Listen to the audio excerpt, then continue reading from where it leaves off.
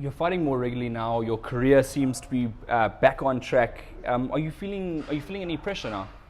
I'm not feeling any pressure. I'm where I am supposed to be now.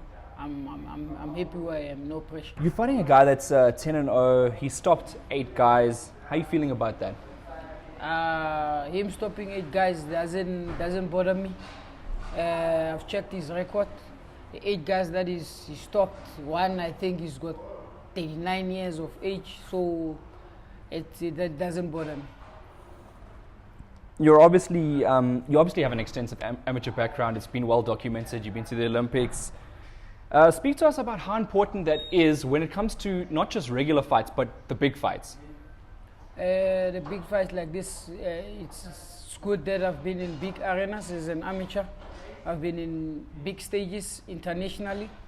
So I think my background as an amateur, it helps a lot, and I'm prepared.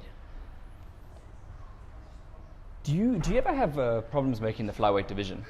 I've never had problems. It's only one time, especially in my career, that I had to run on the weighing day, which was my last fight.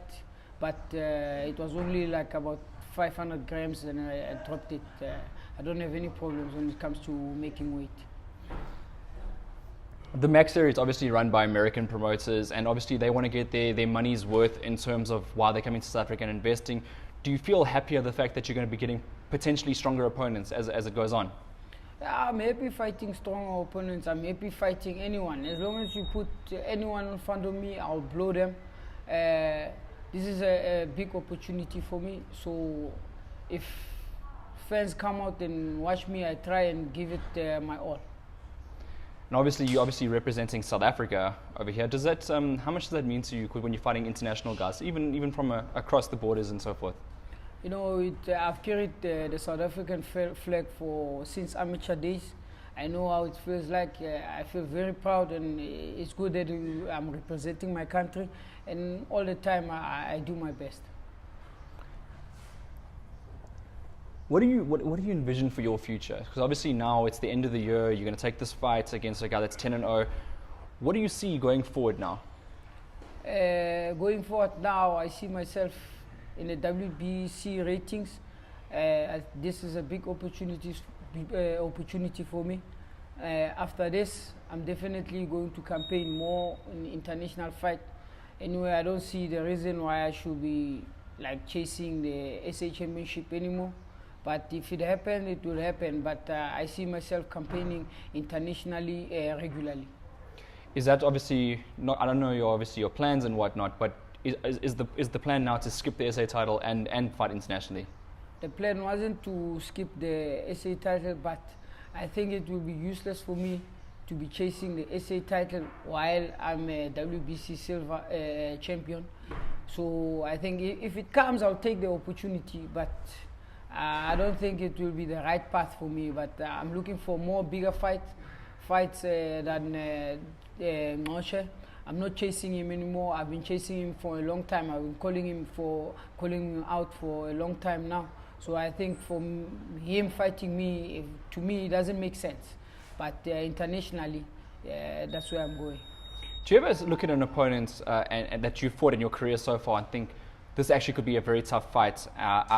It could be a 50-50 fight. Like, I didn't understand your question. Do you ever look at an opponent and think that this guy's got the chance of beating me? Yeah, there is an opponent that you look at and you think not the chance of beating me, but this is going to be a tough fight. It's not going to be easy. You understand what I mean? Actually, each and every fight I go into, I don't think I'm going to win that easy, but I know I'm going to win. But I try and dig deep into my heart, How are you mentally going into this fight? When you look at your opponent, do you think, what are you telling yourself at night when you go to bed? With this one, I'm thinking, I've seen small clips of him. I've studied his record.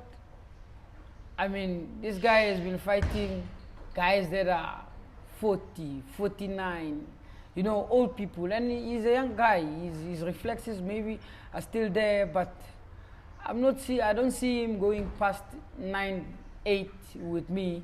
And when I know Zambians, I fought a lot of Zambians in my amateur career. They're very strong and good boxers.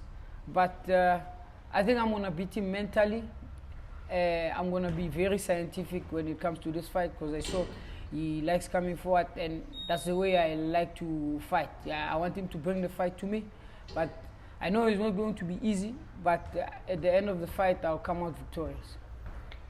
And of course, are we going to expect something funky? You know, I always ask you this question. When you get to the face-off there by the way in, you always do something funny. Is there something happening this time? You know, people don't understand. This sport is about entertaining people. You understand what I mean? So anything that happens, I don't plan things. You know what I mean? Things just happen. You know what I mean? So I don't know what's going to happen. Is he going? But he looks like an aggressive person. You know, I understand what I mean. It would be nice if you also be a bit aggressive, but let's see. You obviously got to enjoy your career at the end of the day. Yeah. That's true. That's true.